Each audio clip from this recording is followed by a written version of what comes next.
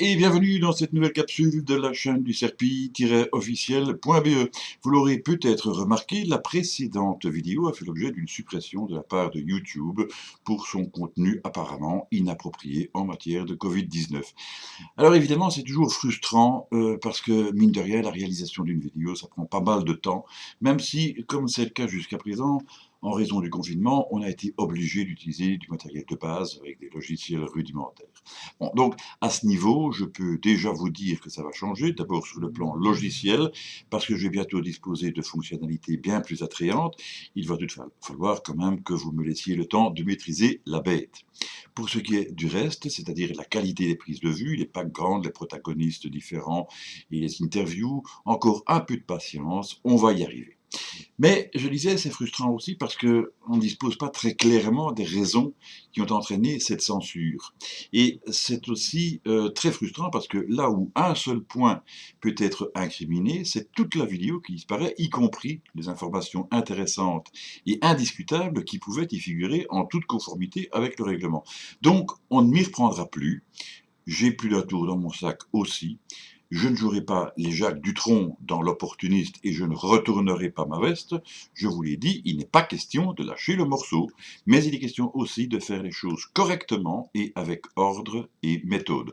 Donc à l'avenir, je réaliserai des vidéos plus courtes ou disons plus centrées, ne présentant qu'un seul sujet, mais il sera accompagné de toutes les preuves, sources, références, confirmations, vérifications, etc., de telle manière que ce soit inattaquable, y compris sur le plan de la formulation. Alors là, je vais prendre un simple exemple, c'est que, par exemple, une question ne peut pas être considérée comme étant diffamatoire, et encore moins comme une affirmation. Si on pose une question, c'est qu'on attend la réponse. Seule la réponse pourrait être fallacieuse, aiguillée vers une fausse piste ou être remise en question. C'est pas la question qu'il faut remettre en question. La question, on la pose et puis c'est tout. On attend la réponse. Seule la réponse pourrait être incriminée. Je pense que de ce côté-là, ça devrait être clair. C'est du français, c'est de la logique. Deuxièmement, puisque cela devait de toute façon se faire dans le cadre de l'évolution de la nouvelle formule du CERPI en cours depuis le 5 janvier de cette année, tous les contacts vont prochainement être rapatriés dans des listes de diffusion. Ça a obtenu du travail puisqu'il y en a plusieurs milliers, mais de cette manière, il deviendra possible, le cas échéant, au besoin, de contourner le problème et même de toucher potentiellement plus de monde, puisque, comme j'ai pu le constater, eh bien, les lanceurs d'alerte sont victimes apparemment de déréférencement, ou en tout cas c'est l'impression qui en ressort, de disparition bizarroïde du nombre de vues, ça j'ai pu le constater, j'ai pu y assister en direct, à la disparition d'une centaine de vues de l'une de mes vidéos, il faudra que l'on m'explique. Il y a peut-être une raison, une raison particulière au niveau informatique, je n'en disconviens pas, mais j'aimerais bien la voir.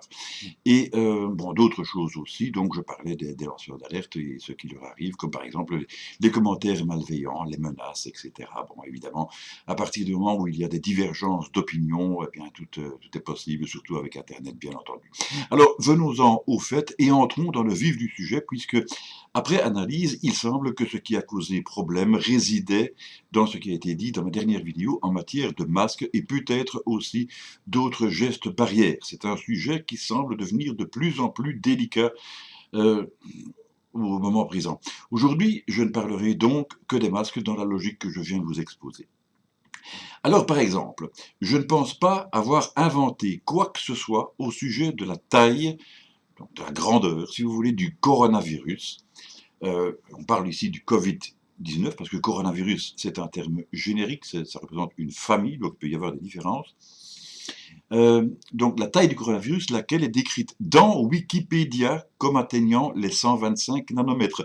Alors je sais bien que certains médecins parfois, ou autres personnels relevant donc de ces disciplines médicales, ont parfois fait état de 100 nanomètres, mais le cas échéant, je suppose qu'il s'agit d'une approximation, et même s'il devait s'agir de 100 nanomètres au lieu de 125 nanomètres, je vous dirais que, et vous en verrez le pourquoi dans la suite de mon exposé, ça abonderait encore plus dans mon sens en réduisant encore la taille du virus. Bon, donc 125 nanomètres, disais-je, ce qui équivaut à un dixième de micron, soit un 10 millième de millimètre. De ce côté-là, ça a été vérifié avec un logiciel de conversion par un physicien, donc ça m'étonnerait que ce soit faux. Bon, je vous fais une capture d'écran du passage en question et vous trouverez ci-dessous le lien vers la page en question.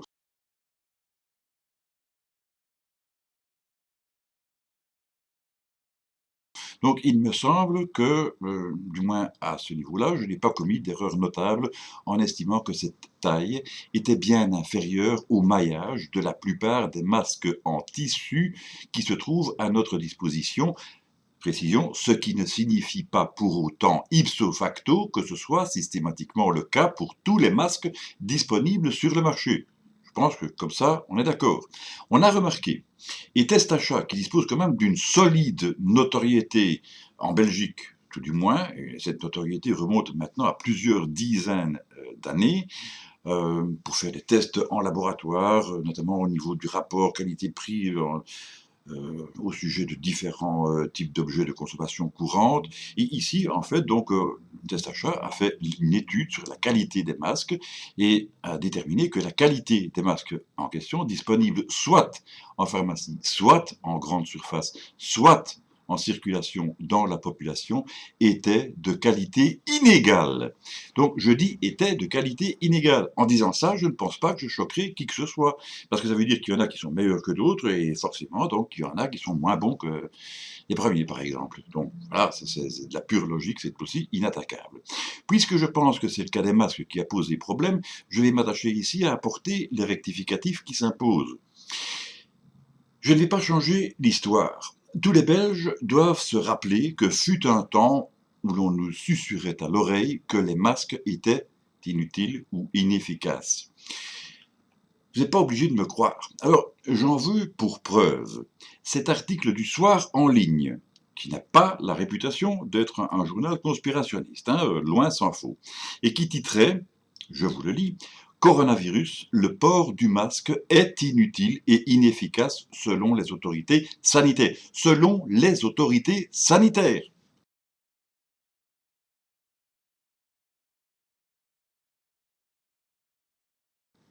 Alors, précision quand même, précision utile, et il faut en tenir compte. Cet article est daté du 28 janvier 2020 à 11h08, donc c'est précis, et émane apparemment de l'AFP dont référence. Si l'on remonte dans le temps pour revenir plus près du moment présent, on trouve un article de la Libre.be, la même réflexion est valable pour la Libre.be, c'est pas un journal conspirationniste du tout, et celui-ci, donc je parle de l'article, est daté du 3 avril 2020 à 14h39 et mis à jour le 6 du même mois à 12h41. Marquez la précision, avec une photo que je ne vous montrerai pas car elle est sous copyright de l'agence Belga. Alors cet article tient un autre langage et annonce, tenez-vous bien, et je vous invente rien, vous allez pouvoir le constater par vous-même. L'OMS, on parle donc bien de l'Organisation mondiale de la santé, l'OMS donc, continue dans sa recommandation absurde de dire que les masques ne sont pas nécessaires pour le public.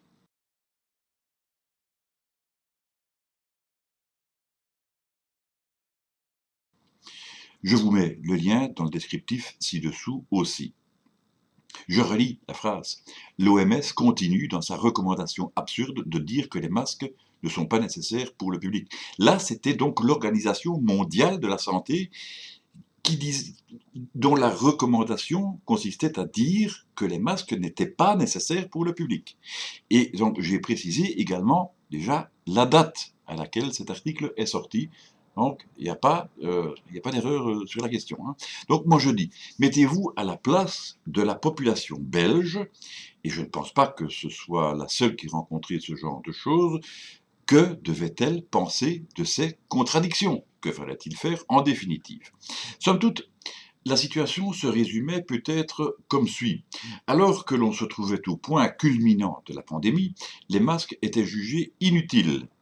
Maintenant que la pandémie est pratiquement agonisante, bon, alors là aussi, il faut être prudent, on va dire, du moins en Belgique, et si l'on accepte certains foyers qui laissent planer le doute, et justement sur ce point, certains endroits du globe ravivent considérablement les craintes, de toute manière, il faut toujours appliquer un principe de précaution, nous sommes d'accord, ceux-ci sont, on parle évidemment des masques, sont devenus fortement recommandés et dans certains cas obligatoires. Mais comment concilier les deux?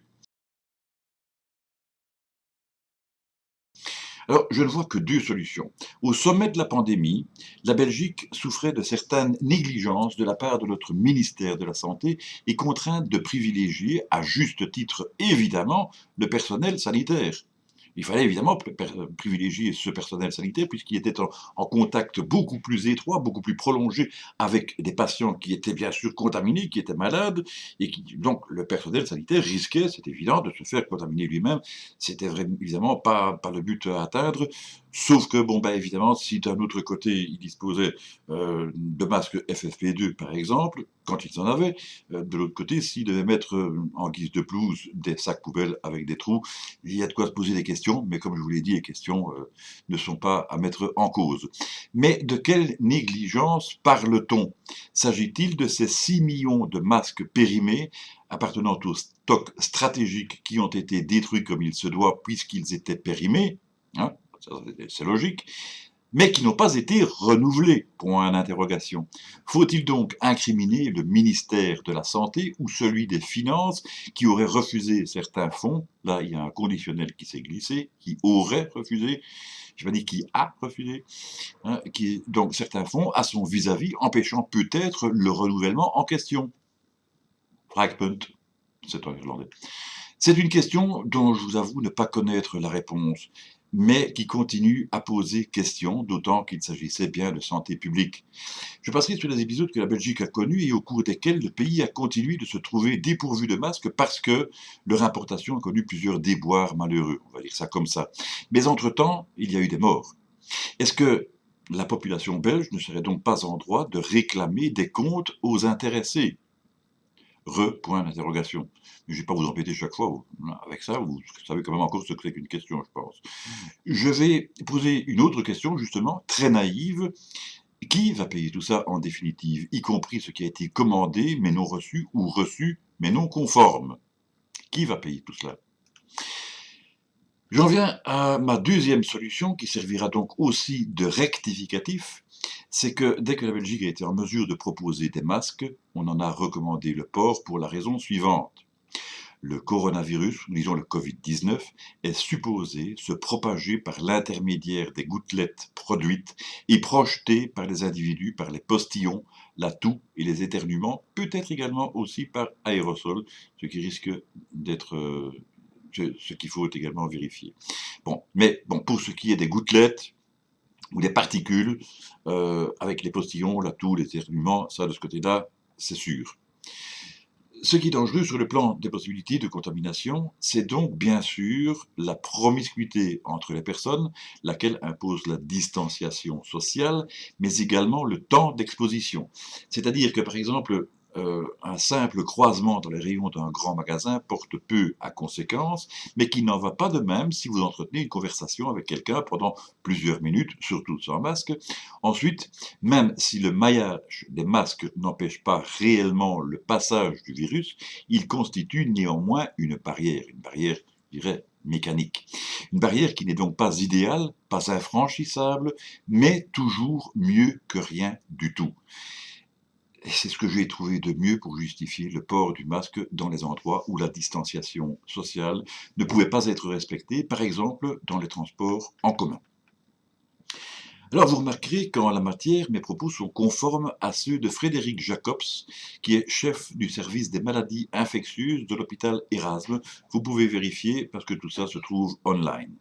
Alors je passerai, provisoirement du moins, sur l'affaire du lavage à 30 degrés des masques fédéraux que Mireille Rousseau, directrice générale de Dutra Confection de vêtements professionnels, considère comme inappropriés et que Bernard Rentier, virologue et recteur honoraire de l'Université de Liège et vice-président du Conseil fédéral belge de la politique scientifique, décrit comme inefficace pour les raisons que j'ai déjà exposées, à savoir la taille du virus par rapport au maillage, et lequel s'est exprimé à ce sujet sur RTL TVI dans l'émission C'est pas tous les jours dimanche, avec l'animateur Christophe Deboursu. Vous pouvez donc facilement vérifier puisque c'est online. Mes propos précédents étaient-ils donc si sots? En tout cas, ils sont partagés par des professionnels et des scientifiques au sujet de ces scientifiques, je les mets au pluriel, parce qu'il se fait que nous en avons aussi ou serpi. Donc, dans la vidéo précédente, celle qui a été supprimée, donc, eh bien, je parlais d'un virologue. Maintenant, vous savez de qui il s'agit. Vous pouvez avoir l'image, je ne vais pas vous le passer moi-même pour les questions de droit d'auteur, je n'ai pas envie de cumuler les problèmes, mais là, vous pouvez donc avoir les propos dans le détail et entendre que cette personne dit effectivement qu'il ne faut pas confondre entre les bactéries et les virus. Il y aurait, je le dis de mémoire, une différence de taille de l'ordre de fois 50, fois 80 environ, bon, ça dépend des types aussi bien de bactéries que de virus, et que donc, bah, aussi bien au niveau du lavage à 30 degrés, là on peut déjà aussi se poser des questions, mais de toute façon c'est un petit peu comparable au fait de vouloir se défendre contre l'attaque des moustiques avec une clôture pour moutons. Voilà. En l'occurrence, moi j'avais utilisé une autre image, c'était de se défendre contre les moustiques avec du treillis pour poules. On est dans le même genre d'idée au niveau de la taille du virus et du maillage des tissus, comme je l'ai déjà exprimé. Et vous voyez que bon, ça ne provient pas de moi, ça provient d'un spécialiste, un virologue qui est passé à la télévision. Bon, je peux difficilement faire mieux, d'autant plus que c'est, comme je l'ai déjà dit, vérifiable. C'est online, comme dirait Didier Raoult. Bon, alors pour couper court à toute discussion, eh bien, je vous propose le scan de la notice accompagnant les masques dernièrement reçus en pharmacie et disponibles, vous savez, par tranche d'âge et avec des dates déterminées. Bon, ça c'est le cas de la Belgique en tout cas.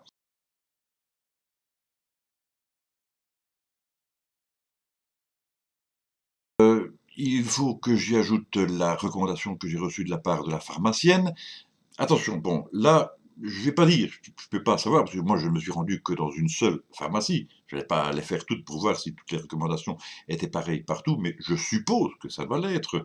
Et la recommandation de cette pharmacienne, donc, c'était laver à 30 degrés, ce qui semble toujours bizarre, puisque le même virologue que j'ai cité précédemment prétend bien que cette température est insuffisante pour éliminer le virus, mais la pharmacienne poursuit en précisant qu'il faut aussi ensuite laisser le masque en quarantaine pendant 3 jours.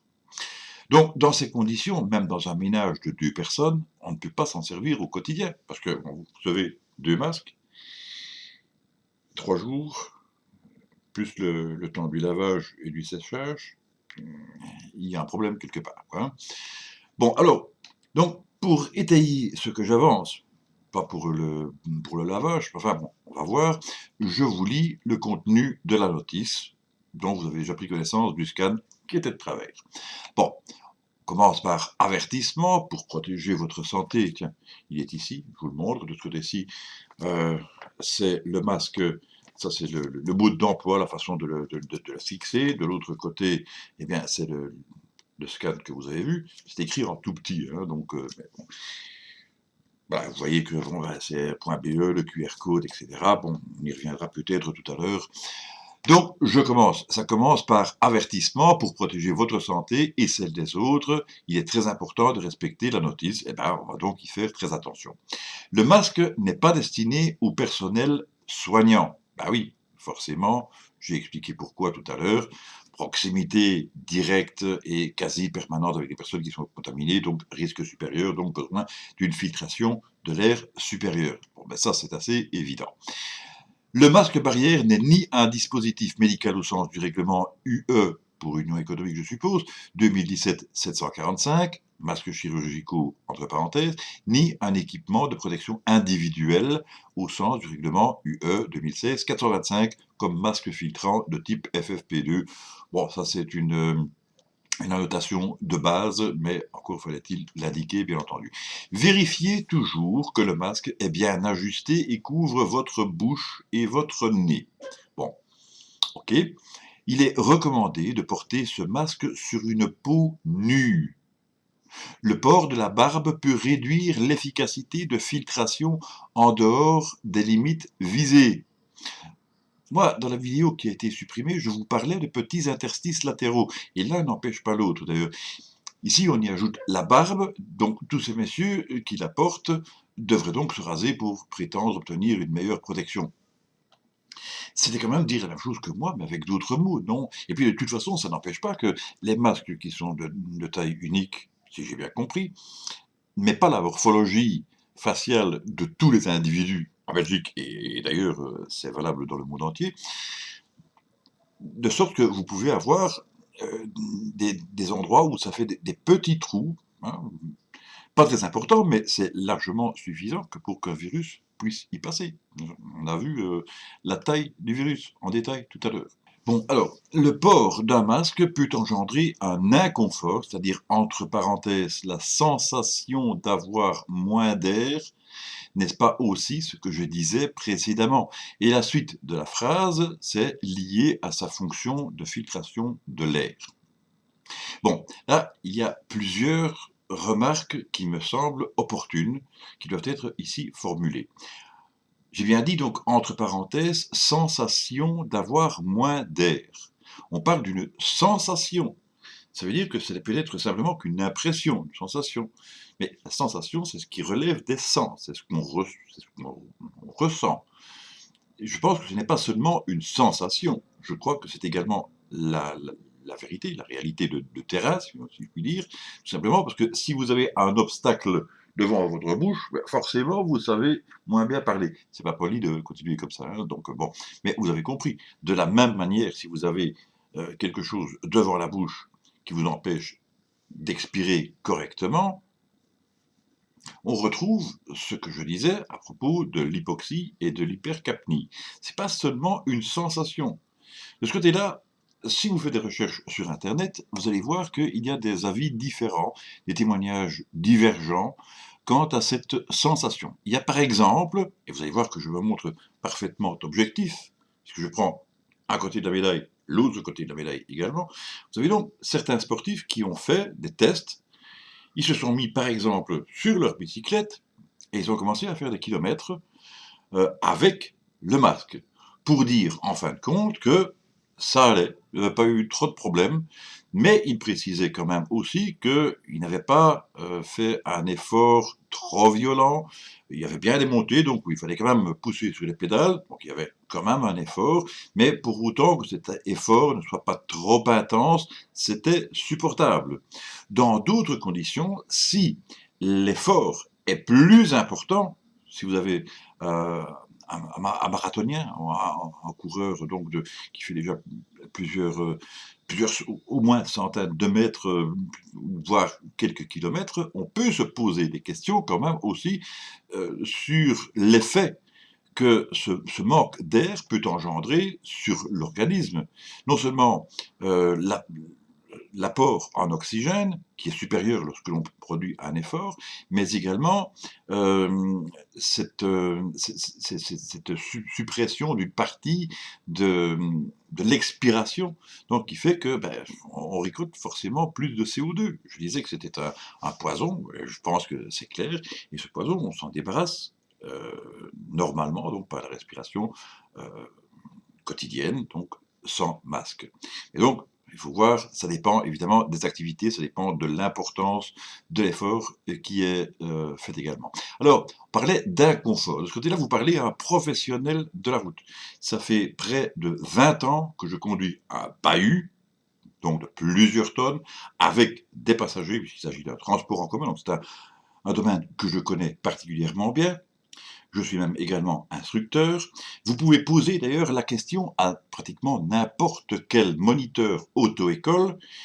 Une des premières choses qu'il va vous dire quand vous allez vous installer au volant, c'est bon, d'être à l'aise avec les bras, pas les bras tendus, légèrement fléchis, et d'être parfaitement, donc je veux dire, disposé. Donc un minimum d'inconfort.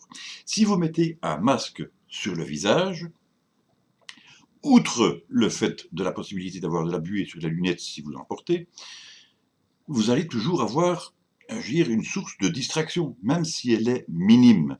Vous allez avoir envie de gratter, d'ajuster, ça va chatouiller à vos oreilles parce que bon, il y a les élastiques, tout ce genre de choses. Je pense que je ne dois pas faire un dessin sur le sujet. Bon, c'est minime, d'accord, mais quand vous êtes au volant d'un bus, d'un camion, routier, par exemple, C'est valable également pour votre voiture, tout simplement, donc véhicule plus simple, mais il peut suffire d'une fraction de seconde pour que ça engendre un accident. Cet accident-là, il sera d'autant plus grave, généralement, si vous avez un véhicule lourd, de dimension importante et avec pas mal de passagers. Donc, conséquences graves possibles. Bon, petite cause, grande conséquence. C'est un petit inconfort, mais qui peut présenter de gros risques dans certaines conditions. Je ne pense pas là avoir menti d'une manière ou d'une autre, même si certains pourraient considérer que c'est aller chercher la petite bête. Ça existe, c'est vrai, c'est indiscutable. Euh, Là, questionnez tous les professionnels de la question, ils vous répondront exactement de la même manière. Alors, la durée maximale d'utilisation est de 4 heures. Donc, le cas échéant, il faut avoir plusieurs masques, lesquels sont de qualité inégale. Sauf si, évidemment, vous prenez les deux disponibles sur la même journée. Mais comme on a vu qu'on en a deux, c'est à 3 jours. Voilà. Et Testachat a dit que... Bon, je ne vais pas refaire toute l'histoire, je pense que normalement vous devriez comprendre. Hein. Le masque... Ah, le masque ne permet pas un effort intense comme la pratique d'un sport. C'est bien ce que je disais dans ma vidéo qui a été supprimée. Si vous pratiquez un sport, bon, sauf évidemment si vous deviez le pratiquer en foule, hein, bon, si c'est le grand marathon avec... mais si vous pratiquez un sport en individuel, que vous allez faire votre jogging et tout ça, ben, je ne vois pas vraiment l'utilité du masque s'il y a tout à fait une possibilité de distanciation sociale, parce qu'au contraire, ça va gêner votre effort. Bon. Et je disais dans la vidéo qui a été supprimée, si vous pratiquez un sport, ne portez pas le masque, sauf évidemment s'il s'agit d'escrime, parce que là, il y a déjà un masque, c'était de l'humour, c'était facile à comprendre quand même. Bon. Ce produit ne peut être utilisé que par les enfants de plus de 3 ans en raison du risque de suffocation. Bon, ça c'est une recommandation assez classique. Les enfants doivent être surveillés lorsqu'ils portent ce produit. C'est pareil. Ce masque barrière ne remplace pas les gestes barrières, lavage régulier des mains. On a dit régulier, on n'a pas dit intensif. Hein. Bon, enfin bon, ça c'est un autre sujet sur lequel on reviendra. N'en tenez pas compte. Distanciation physique, je poursuis, qui est indiqué entre parenthèses, réduction des contacts avec d'autres personnes. C'est exactement ce que je disais. Il ajoute une barrière physique permettant à l'utilisateur de protéger son environnement contre les projections des particules. On revient exactement à ce que je disais dans mon rectificatif. Il peut également apporter à l'utilisateur une protection limitée. Limitée, c'est ce qui est marqué sur la notice. Une protection limitée. Donc ce n'est pas optimal, ce n'est pas idéal, ce n'est pas complet. Et donc le virus peut passer. Alors une protection limitée, je poursuis la phrase, contre les agents infectieux. Ça, c'est un peu vache comme formulation, je trouve. Parce que les agents infectieux, ça peut être beaucoup de choses. Ça pourrait être un virus, d'accord. Ça peut aussi être une bactérie, ça peut aussi être un microbe avec des tailles différentes et donc des applications différentes. Alors, pour terminer ce sujet, j'aimerais quand même répondre d'abord à ce témoignage anonyme d'une personne s'exprimant sur la même chaîne que celle que je viens de citer, donc c'est-à-dire RTL TVI, et qui disait qu'il était facile de s'habituer au port du masque, mais également à l'avis de monsieur Lucien Botson, médecin urgentiste et coordinateur du plan d'urgence du CHU de Liège. Là, je fais référence à RTL Info du 26 juin à 7h57, donc disponible online, lequel disait qu'en tant qu'anesthésiste, il n'était pas mort d'avoir dû porter le masque pendant 8 heures.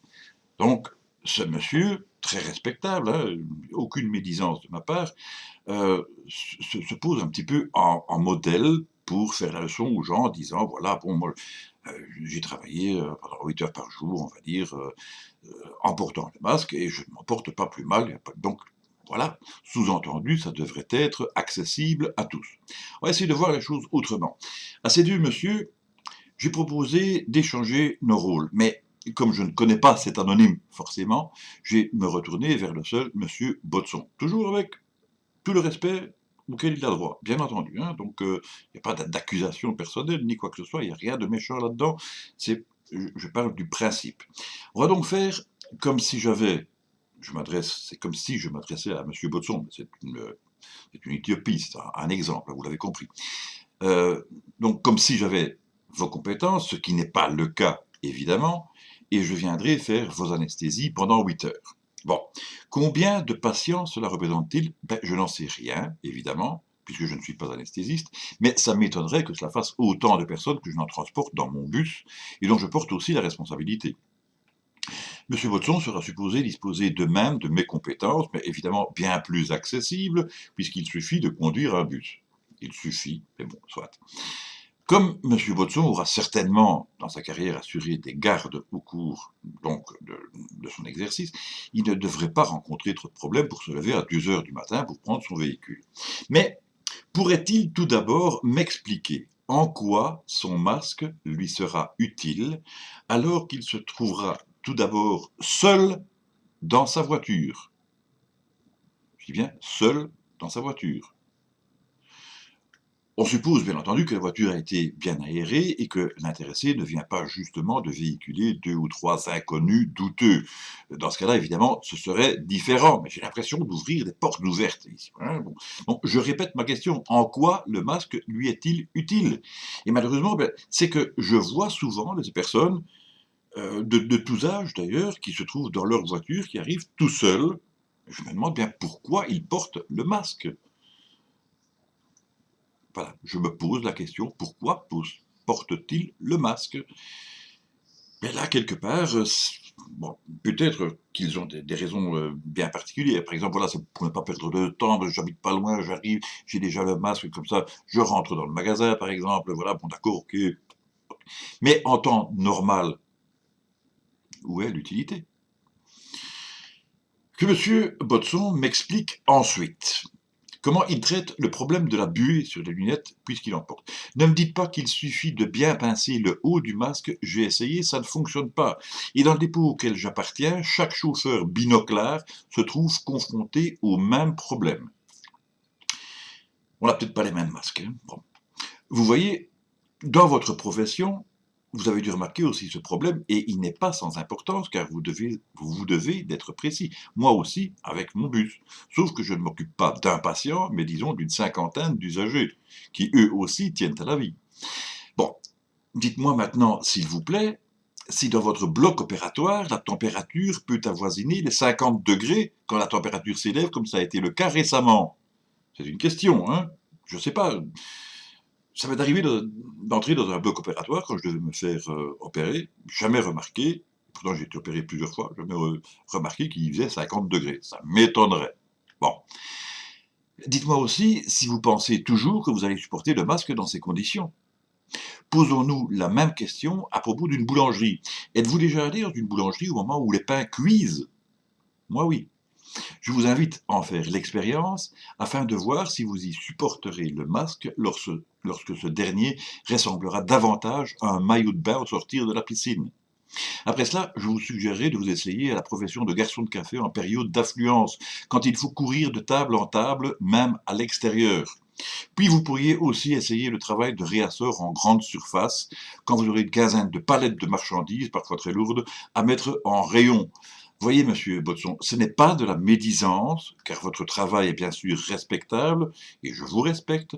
Votre travail est utile, il nécessite des compétences qui ne sont pas à la portée du premier venu. Vos compétences ne sont nullement en cause, mais c'est là que je veux en venir, il ne faut pas prendre son cas pour une généralité, ni celui des autres comme une exception. Ce n'est pas parce que pour vous, ça marche très bien, le masque, dans les circonstances que vous vivez, que c'est forcément vécu de la même manière par d'autres personnes, dans d'autres circonstances. Et ces personnes peuvent donc tout à fait ne pas supporter le masque, ou en tout cas le supporter très difficilement. Je crois que ça, c'est clair, c'est d'une logique implacable. Je ne pense pas dire quoi que ce soit de mal là-dedans. Et encore une fois, je le répète, Monsieur Botson n'est pas attaqué. Je ne l'attaque pas, j'illustre un fait rencontré par les gens dans leur quotidien. Bon, Il va être temps de mettre un terme à cette vidéo et d'en faire un petit résumé pour que les choses soient bien claires. Donc, les masques utiles et efficaces? Point d'interrogation, question mark, vraagpunt. Utiles? Oui. En tant que barrière à considérer comme toujours mieux que rien, comme nous l'avons vu. Comme nous l'avons vu notamment dans la notice même des masques en question que je vous ai lu tout à l'heure. Utile? Oui, si la distanciation sociale ne peut pas être respectée, et a fortiori si vous avez un contact rapproché du troisième type, pour reprendre une terminologie plus en rapport avec les objectifs du CERPI, et que ce dernier se prolonge, le contact se prolonge.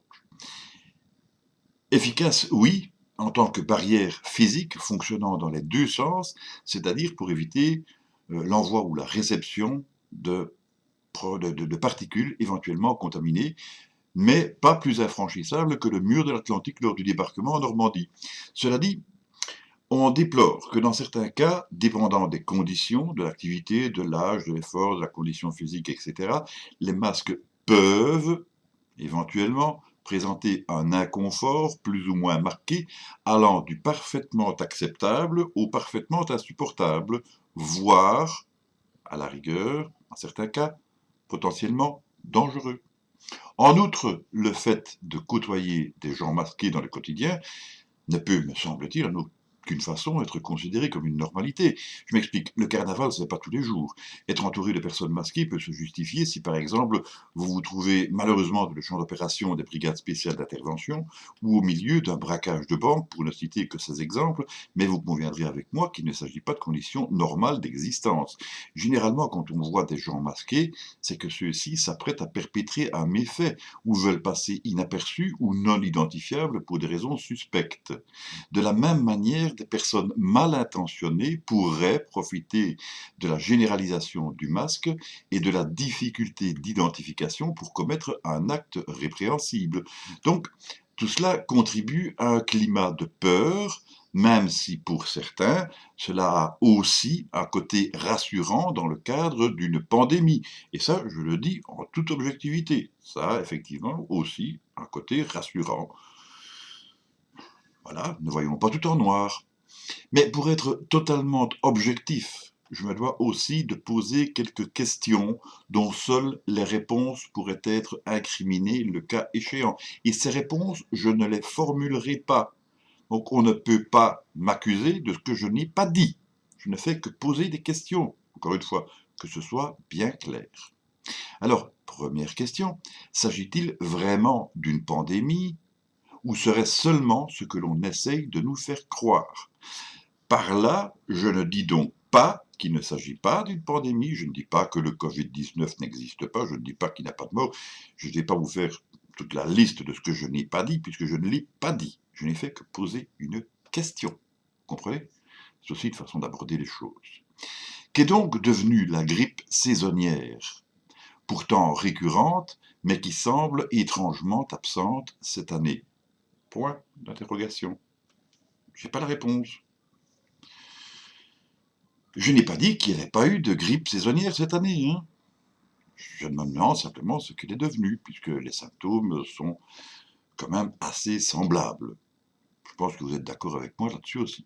Et pour terminer, pourquoi avons-nous cette désagréable sensation, impression, donc ça peut être faux, avec le port du masque, de nous trouver dans la position de personnes dont on voudrait clouer le bec? Dans une prochaine vidéo, je m'occuperai d'un autre point qui aurait pu être incriminé. Mais vous le savez, maintenant, je ne lâcherai pas le morceau. Alors, moi, comme d'habitude, je vous souhaite plein de bonnes choses. Soignez-vous bien, portez-vous bien. À la prochaine. Salut.